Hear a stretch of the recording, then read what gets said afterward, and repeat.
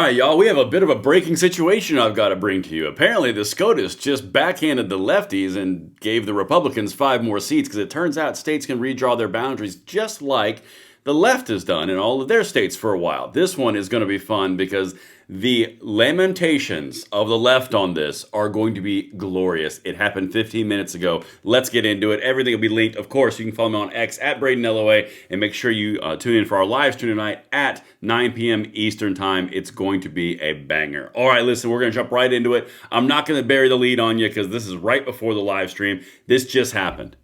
Supreme Court clears the way for Republican-friendly Texas voting maps. You remember that whole thing where the Texas Democrats fled the state? I know it seems like 10 years ago, but it turns out it was like 6 months ago, where they fled the state and they were in other big blue cities like Illinois and New York and getting all these accolades from the media.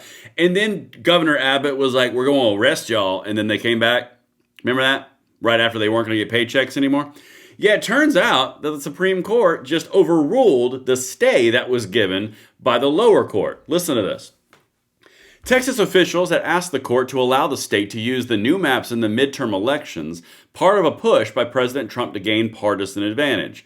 Listen, genuinely, they just picked up 5 seats in Texas. 5. The Republicans did by redistricting. That just happened. It literally 5 minutes ago.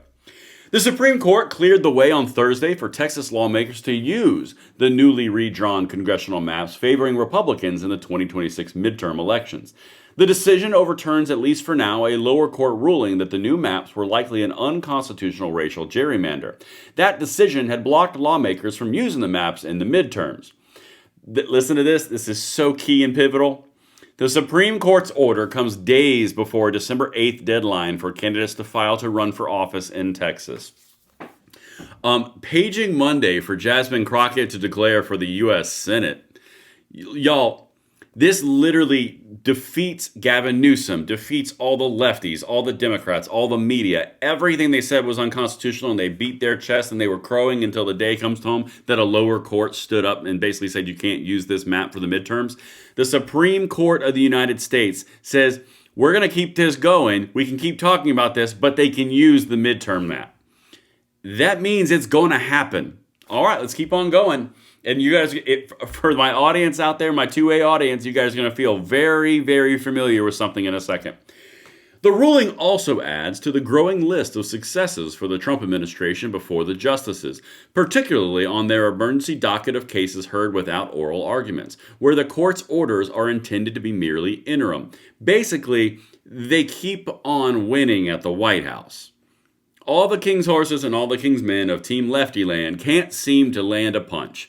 Because genuinely, this was one they put all their political capital behind. This is now going to be used in the midterms. Texas is going to add 5 congressional seats back into the mix for the U.S. House.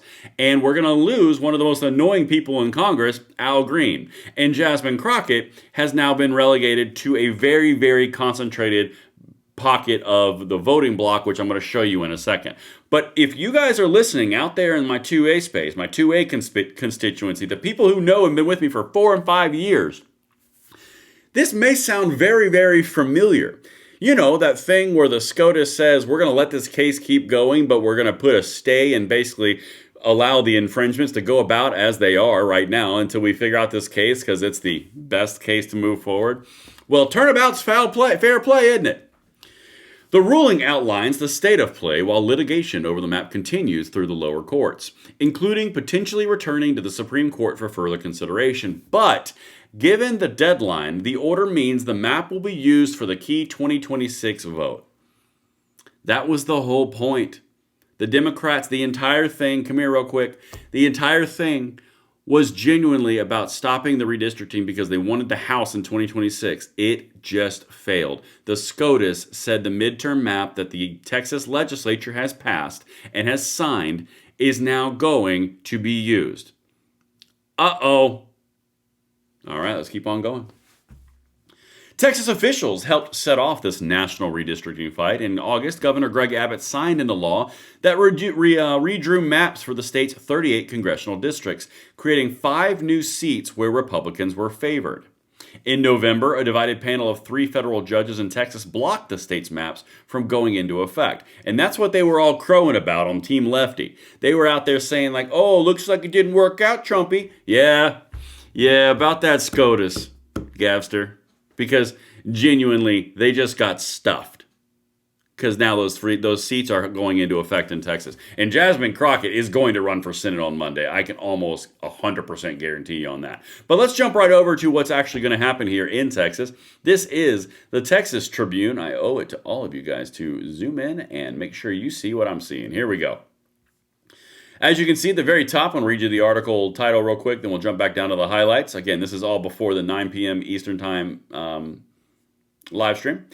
Texas House Republicans unveil new congressional map that looks to pick up 5 GOP seats. This is the entire thing right here. This happened back in July. Like I said, I told you, it seems like it was a year and a half, 10 years ago. Yeah, it was 6 months ago. Let's get back down to the green or the yellow highlights real quick. I want to show you this.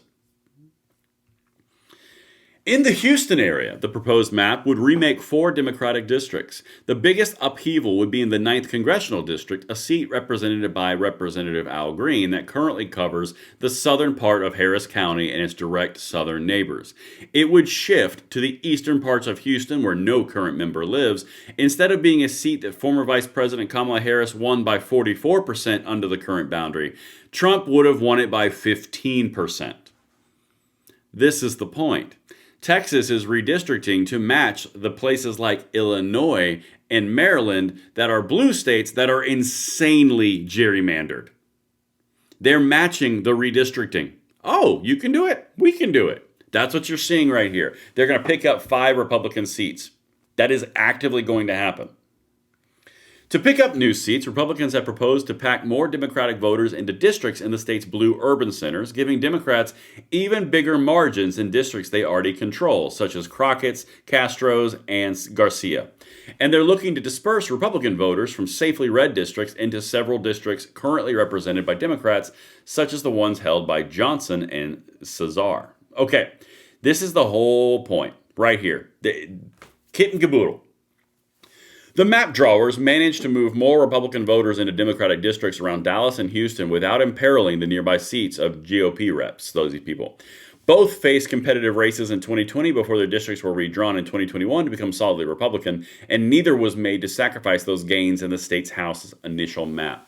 This is the point, guys. You now have, according to the Supreme Court, and it just dropped a couple of minutes ago, the state of Texas can use the redistricting map that they put forward that the lower courts had blocked. SCOTUS gives another W to the Trumpster. The White House and the Republicans in Congress are now going to pick up 5 more seats, which are going to pad the numbers in the United States House of Congress, and or the United States House, that was a weird way to say it, the United States House, and that's before the SCOTUS acts again, probably this coming year, before November, on the affordable, no, that's not it, on the Civil Rights Voting Act, the Section 2 part, where they're basically making districts because they want to level the playing field, equity. Yeah, this is going to be fun. This could actually end up being like plus 25 or plus 26 Republican seats. All right. Listen, I'll see you guys at the live stream tonight. I'm going to talk to you later. Braden, out.